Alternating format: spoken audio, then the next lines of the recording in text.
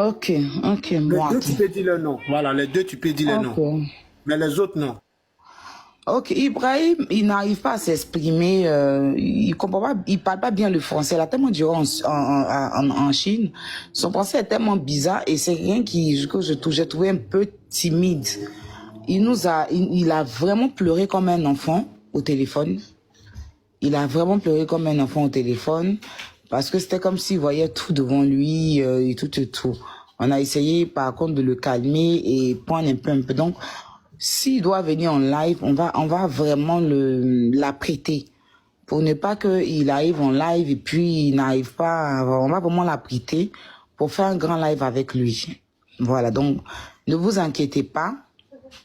Ne vous inquiétez pas forcément. Lui-même, il a dit, il n'y a pas de problème, je se cache de personne. Il va venir en live. Voilà. Donc, il faut qu'on l'apprête pour faire un live avec lui parce que c'est lui qui a vécu les 4 derniers moments avec Tioté. D'accord?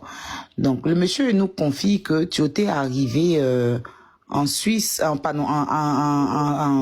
Chine avec une série de bagages. D'accord? Quand je dis série de problèmes, plutôt, série de problèmes à bagages. Bon, problème, on va dire problème. C'est quelqu'un qui voulait se passer de tout le monde. C'est quelqu'un qui voulait refaire sa vie. C'est quelqu'un qui ne voulait plus avoir affaire à Mada. Il était séparé avec Mada, il était séparé avec Jojo. Il ne parlait ni avec Jojo, ni avec Mada. Voilà. Et il voulait se reconstruire en fait. Donc, il est resté en Chine. On va mettre un gros point d'interrogation sur la dernière grossesse. Oui, c'est très important. Je voulais pas le dire. Depuis la dernière fois, je ne voulais pas, comment on appelle ça, quand on parle des enfants, si vous avez remarqué, mais en sortant de la conversation avec ce monsieur, il y a un gros point d'interrogation. Je vais mettre un gros point d'interrogation pour l'instant. Je vais pas vous dire, il faut encore qu'on parle dans une conversation approfondir et des enquêtes approfondies. Et je me charge de ces enquêtes-là avant de vous dire officiellement. Le monsieur, il a dit que Tioté n'était pas malade. Oui, Tioté n'était pas malade parce que le club où il jouait, le club où Tioté jouait, c'est un club qui faisait les visites à Tioté tous les vendredis. C'est-à-dire que tous les vendredis, on prélevait son sang pour aller voir de quoi il souffrait. S'il est malade, tous les vendredis, on prélevait le sang de tous les joueurs pour aller faire un laboratoire, faire un bilan de santé pour voir s'il y a un joueur qui est malade. Parce que le club jouait le samedi et dimanche. Donc, les samedis et dimanches, il faut qu'on prélève leur sang pour voir. Et si on ramène le bilan qu'il est adepte à jouer, on le prend, il va jouer. Voilà. Donc, il n'avait aucun souci. Il n'avait aucun problème de maladie. Il avait un problème avec lui-même et ses fréquentations. Je vous dis même que le monsieur lui-même là, il dit qu'il s'est senti envoûté un moment. Parce qu'il avait même promis de ne même pas avoir affaire à cette Mada-là. Mais pour finir, il a eu affaire à elle jusqu'à il a décanté une situation pour qu'elle puisse récupérer l'argent. Il dit que il s'est senti vraiment parce que c'est là qu'il a commencé à croire ce que Tioté lui disait. Parce que pour faire tout ce qu'il a fait pour que Mada récupère l'argent là, lui-même si on lui demande comment et le pourquoi il a fait ça, il ne va pas croire. Donc le monsieur nous confie que effectivement l'infidélité de Mada et Jojo, Tioté était très au courant parce que Tioté a parlé de ça avec lui. Et ce monsieur qui parle, c'est un bon musulman priant, vous savez que c'est pas quelqu'un qui est crédible dans ses dits. Voilà. Tioté avait des intentions, il avait les intentions souvent de se dire. Il voulait plus rien avoir, il était dégoûté. Il était dégoûté au point où, quand il arrivait en Chine, il avait sa maison, le club l'avait hébergé, l'avait logé. il a libéré sa maison, il a laissé sa maison que le club l'a donnée et puis il est venu vivre chez le monsieur. Il vivait chez le monsieur à la maison parce qu'il voulait pas rester seul. Parce que quand il restait seul, il avait des intentions suicidaires. C'est-à-dire qu'il voulait à chaque fois se faire du mal lui-même. Voilà. Parce qu'il était en fait dégoûté de la vie, mais il pouvait pas venir dire ça. Donc ça agissait sur lui en fait. Ça fait que bon, souvent peut-être en foot, quand il partait, il avait des problèmes là-bas et que même le club souvent appelait le monsieur pour savoir, pour lui poser des questions concernant Tioté et que quand ils vont même jouer dans une autre ville, quand Tioté est seul dans sa chambre d'hôtel, lui le monsieur il est obligé d'appeler un autre joueur nigérien qu'il a dit le nom, j'ai pas retenu le nom. C'est le nom. Est-ce que vous tu as retenu le nom du Nigérien là? Il s'appelait comment? Ramsès ou bien quoi là? Ramsès. Non, ouais. non, c'est pas Ramsès. C'est un Nigérien, Oui. Nigérien, joueur nigérien. Ou le joueur nigérien à qui il appelait pour que tu étais dorme, mais lui là. Oui, mais il ne me rappelle plus. Hein. On va lui redemander le nom, j'ai carrément il a écrit tout à l'heure. Il a dit c'est un attaquant nigérien qui est très connu. Voilà. Donc quand ils vont jouer dans d'autres clubs, ils vont jouer dans d'autres villes et qu'on le met dans les hôtels, lui il est obligé d'appeler l'attaquant du Nigérien là pour que Tioté dorme avec lui. Pour que Cheikh dorme avec lui.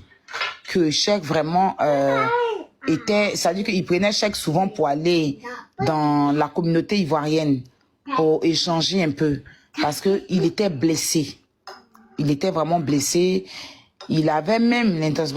En fait, comme il était déçu, mais ça on va pas en venir maintenant. On va pas en venir maintenant. Mais ce qu'il nous a confié, c'est qu'effectivement, Tioté savait très bien que Mada le trompait avec Jojo. Ça, il nous a dit ça clair. Voilà, il nous a dit ça clairement au téléphone. Au point où, quand Tioté est décédé, figurez-vous que quand Tioté est décédé, Jojo a pris son vol. Jojo est parti comment on appelle ça, en Chine. En ce moment, le corps de Tioté n'était pas encore revenu. Quand Jojo arrivait en Chine, Jojo voulait prendre les montres, les affaires de Tioté. Le monsieur s'est battu avec Jojo. Le monsieur là, il s'est battu avec José. Il a dit à Jojo que tu ne prendras rien qui appartienne à Tioté. Toi, tu es venu, on dit ton ami est décédé. Ce qui t'intéresse, c'est le bien, c'est ses biens. Donc le monsieur, il a tout pris les biens de Cheikh là. Des Cheikh là, il a tout emballé et il a remis ça au grand frère de Cheikh. Il a dit son nom. Est-ce que tu te rappelles du nom? Parce que moi, il n'est pas il s'appelle Kolo. Voilà, à Touré ou bien Kolo, voilà, c'est Kolo. Non, c'est Kolo, il a dit Kolo. Donc, il s'est battu avec Cheikh, il s'est battu avec Jojo, parce que Jojo voulait récupérer les montres, les chaussures de Tioté, tout ça. Il est venu, c'était ça qu'il voulait. Et le monsieur s'est disputé fortement avec Jojo. Il a lancé, il dit même, il a dit des choses à Jojo dans son visage. Et il a pris tous les biens de Tioté, là.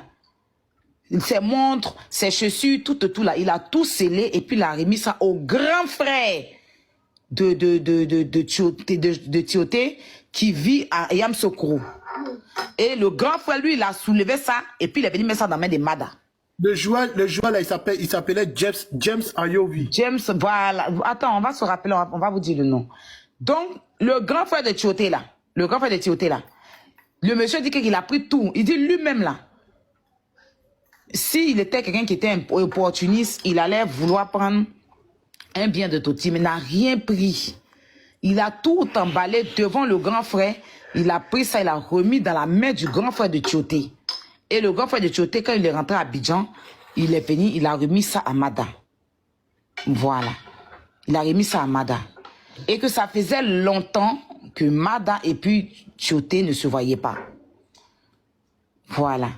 Donc, ils avaient même pour dispute, parce que ça, c'est pas ce qu'il a dit, mais quand je calcule, c'est ça. Parce que quand je lui ai demandé, est-ce que la dernière, parce qu'on a parlé des autres enfants, il a dit non, les autres enfants, il n'y a pas de discussion, ce sont les enfants de Tioté. Mais quand il a dit, et la dernière grossesse, le monsieur est resté bloqué, il dit, ça faisait partie des soucis que Mada avait avec Tioté.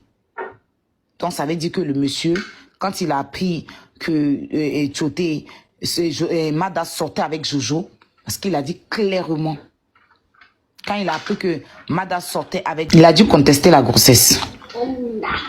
Parce que quand lui calcule, il n'était pas avec elle. Bref.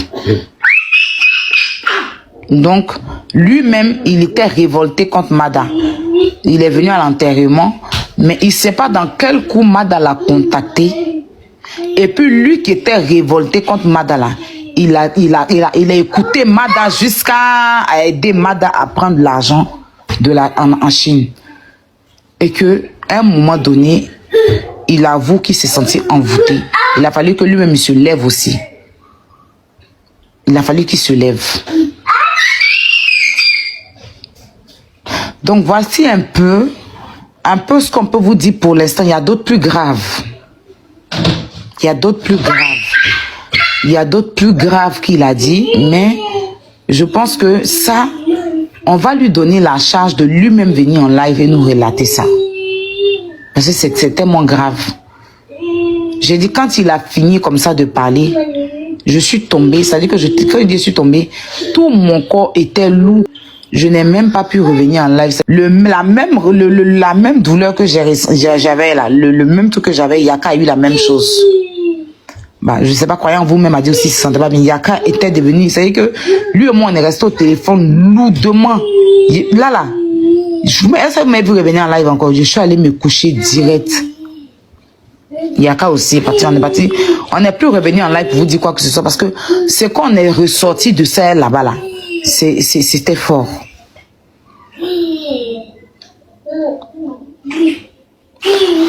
Concernant l'argent, il nous a confié que c'est ça que j'arrive vraiment pas à comprendre. Mais concernant l'argent, je pense que Yaka va mieux vous expliquer.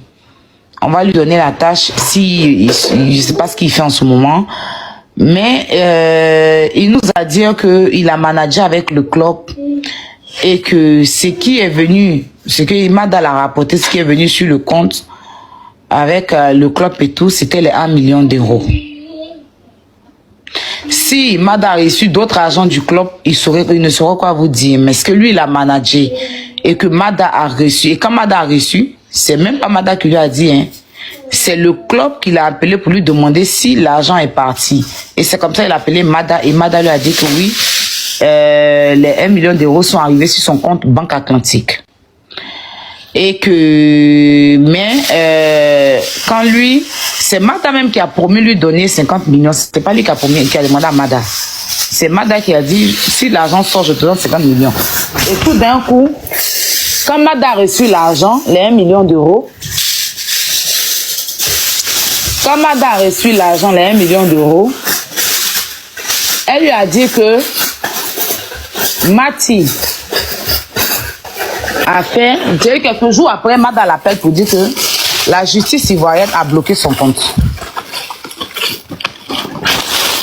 Il a dit, mais pourquoi la justice bloque ton compte? Et Mada qui lui dit que Mati l'a traduit en justice et que tout ce qui est son compte est gelé et que la justice ivoirienne vient de voir qu'elle a de l'argent sur son compte, donc ils ont bloqué son compte. Mais elle n'a pas envoyé des preuves, quoi. Bon. Après, si elle a eu d'autres agents et que lui n'a jamais pris 5 francs concernant quoi que ce soit. Donc le papier qu'on a reçu, ça c'est pas lui qui nous a donné. Le papier que Yaka vous a fait lire, c'est pas lui qui nous a donné du tout. C'est un papier qui est sorti du club. Bon, lui il nous envoyait les papiers, il nous envoyait les preuves, d'autres preuves qu'on a vues, mais quand on compare, c'est le même papier. Parce que lui, c'est maintenant qu'il nous envoie les papiers. Ce sont les mêmes papiers.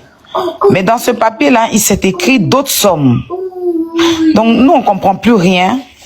On comprend plus rien. Et donc, c'est pour ça que je veux qu'on interroge directement le club. Voilà, il faut que le club soit... Merci, Ibrahim. Il faut qu'on interroge le club. Est-ce 1 million d'euros que Mada a reçu ou plus? Mais Kolo, c'est que lui, il est informé. Et ce qui est arrivé sur le compte de Mada, ce sont les 1 million d'euros que le club a donné pour les enfants. Voilà. C'est ce que le club a remis, a versé sur le compte. Et on a les preuves des 1 million d'euros. C'est marqué le nom de Mada. Mada Bitey, épouse Tioté. Les numéros du compte, on l'a. Donc 1 million d'euros quand même si on va laisser même les 1 million 700 millions, mais 1 million d'euros quand même, ça fait quand même 650 millions. 650 et quelques millions. 650 millions là. Mada va pas dire, 650 millions, tu réalises jusqu'à folie, t'es prends. Cette somme-là, elle a reçu ça sur son compte. Mais elle vient s'asseoir pour dire que la Chine a donné des miettes.